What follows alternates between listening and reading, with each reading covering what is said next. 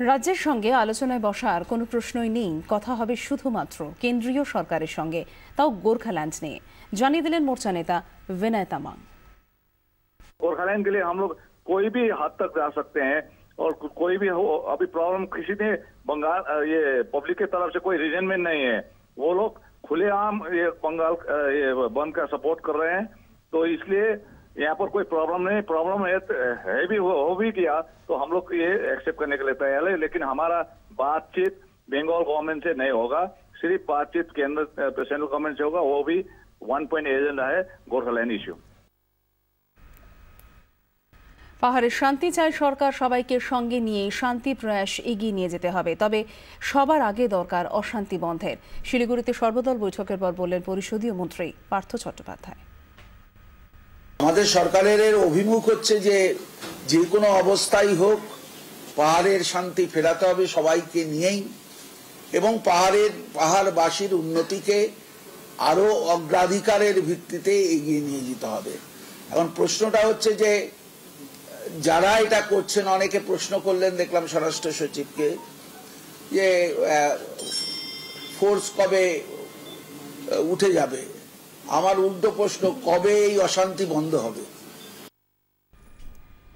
যাদের নিয়ে সমস্যা সেই মোর্চাই বৈঠকে নেই, গুরুত্বহীন এই বৈঠকে তাই যাওয়ার কোনো প্রয়োজন নেই, মন্তব্য সিপিএম নেতা অশোক ভট্টাচার্যের। এটা তো একটা নাম কোয়াসের সভা, গুরুত্বহীন একটা মিটিং। মুখ্যমন্ত্রী নেই, স্বরাষ্ট্র সচিবকে দিয়ে মিটিংটা ঢাকা হয়েছে। এবং যাদের নিয়ে সমস্যা মোর্চা এবং পাহাড়ে যে পার্টিগুলো, তারাও মিটিং অ্যাটেন্ড করছেন না। আমরাও স্বাভাবিকভাবে মিটিং অ্যাটেন্ড করার কোনো প্রশ্ন নেই। আমরা অ্যাটেন্ড করে কি করব? আমরা তো ওখানে প্রধান পার্টি নয়, প্রধান পার্টি মোর্চা। সেই জন্য এখন প্রয়োজন যেটা হচ্ছে কেন্দ্রীয় সরকার, রাজ্য সরকার এবং মোর্চা, সেটা নিয়ে ট্রাইপার্টাইট এগ্রিমেন্টে যে কথাটা লেখা আছে তারই ভিত্তিতে একটা নেগোসিয়েশন আবার নতুন করে হওয়া উচিত। লোক দেখানো গুরুত্বহীন বৈঠক, তাই সর্বদল বৈঠকে যায়নি বিজেপি, মন্তব্য বিজেপির রাজ্য সভাপতি দিলীপ ঘোষের। আমরা তো যাইনি, আমরা যাবো না, কারণ ওটা কোনো গুরুত্বই নেই।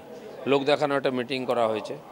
মুখ্যমন্ত্রী এই সংস্থার মূলে, তিনি যদি ডাকতেন, তিনি যদি থাকতেন, তাহলে মনে হতো যে কিছু হতে পারে, কারণ তিনি সমস্যার সমাধান চাইছেনও না।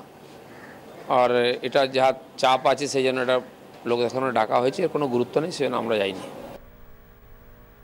গোর্খা জনমুক্তি মোর্চার ডাকে তৃতীয় সর্বদল বৈঠক 24শে জুন হচ্ছে না। জিটিএ থেকে ইস্তফা সংক্রান্ত টেকনিক্যাল কারণে বৈঠক পিছিয়ে দেওয়া হয়েছে। জিটিএ থেকে বেরিয়ে আসার কথা ইতিমধ্যে ঘোষণা করেছে মোর্চা। দলের নেতারা বারবার তা বলেছেন, কিন্তু মোর্চার অনেক সদস্য এখনো পর্যন্ত জিটিএতে অফিসিয়ালি ইস্তফা দেননি। জুনের শেষ অথবা জুলাইয়ের প্রথম সপ্তাহে ইস্তফা দিতে পারেন জিটিএর সভাসদরা।